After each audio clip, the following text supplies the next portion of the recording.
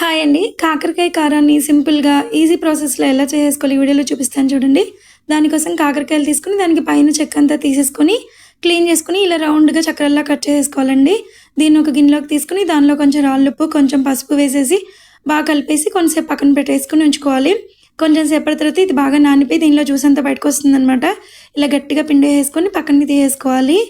ఇప్పుడు మనం powder ready చేసుకోవాల్సి ఉంటుంది. దీనికోసం మనం స్టవ్ పై కడాయి పెట్టుకొని దానిలో పచ్చిశనగపప్పు స్పూను, ధనియాలు ఒక స్పూను, ఒక స్పూన్ జీలకర్ర, అలాగే ఒక 10 వరకు ఎండుమిర్చి వేసి ఫ్రై చేసి పక్కకు తీసుకోవాలి.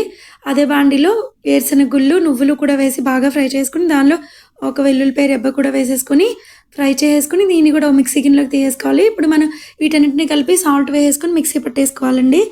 ఇప్పుడు కర్రీ ప్రిపరేషన్ కోసం స్టవ్ పై కడాయి పెట్టి తాలింపు వేసుకొని దానిలో మనం పిండేసి పక్కన పెట్టుకున్న కాకరకాయ ముక్కలు కూడా వేసి బాగా ఫ్రై చేసి ఈ రెడీ చేసి పెట్టుకున్న పౌడర్ వేసుకొని కలిపేసుకోవడమేనండి. టేస్ట్